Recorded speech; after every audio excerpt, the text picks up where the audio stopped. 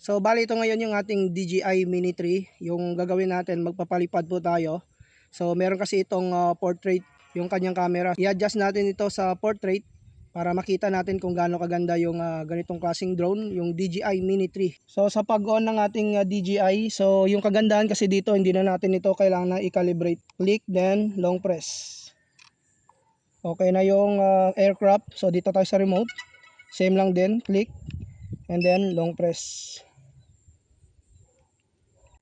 Lawid gawa, load na no.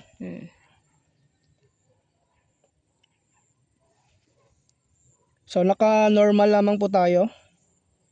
Pwede kayo cinematic yung kanyang sport mode. So naka normal mode lamang.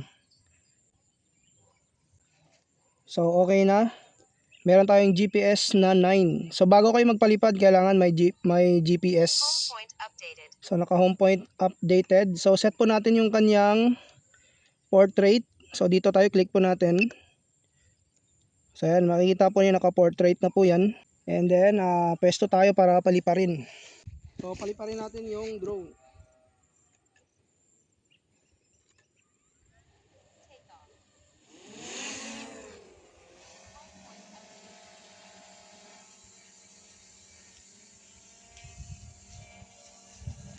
So gadok po. So mag-record tayo ng video. Click lang tayo dito. So recorded na. Up tayo.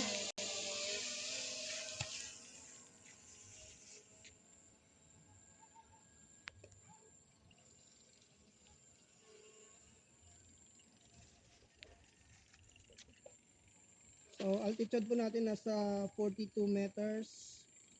Pataysin muna natin. Pabuti natin ng 100.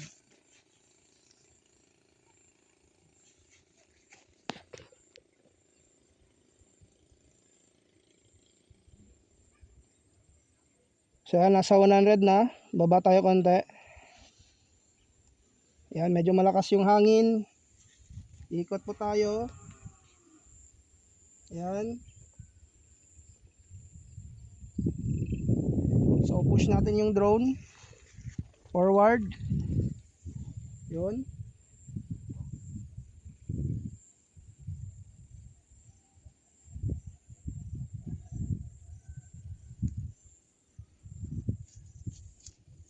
So dapat make sure lang yung inyong remote is nakatutok din sa inyong drone. So yan. Malayo na yung drone po natin. So kitang kita dito yung ilog. Yan. So okay yung ating distance. Ayun, kitang kita na dito yung ilog. Yan yung ilog. So yung ating distance nasa 543 meters. Yan. Ikot natin, dahan-dahan lamang. Yan. So ito po yung kanyang portrait na kuha ng camera. So dito tayo. So yung kagandahan dito, meron siyang mapa. Ayan, yung map. So hindi mawawala yung drone po ninyo. So okay yung signal po natin. Manual lang tayo sa pagbalik. So ibalik natin forward. Yan.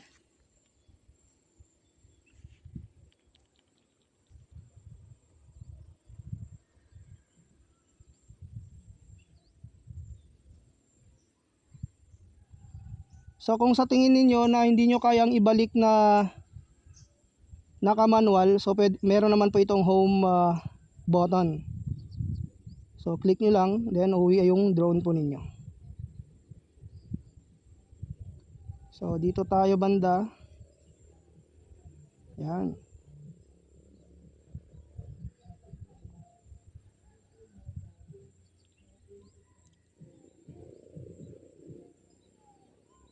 So dito na tayo, yan.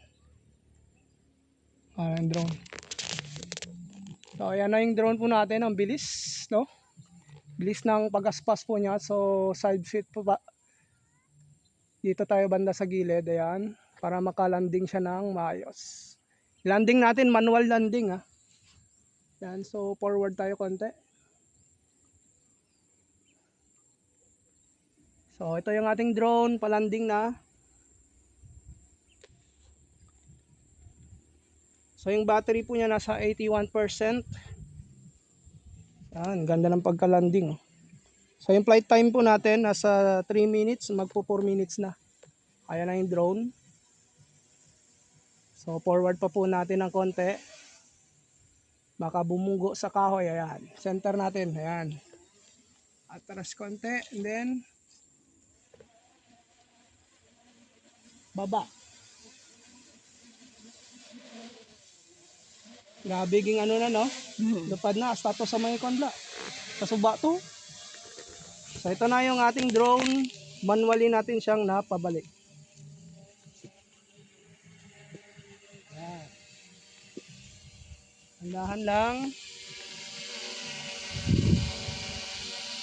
So kunin lang natin yung drone pababa.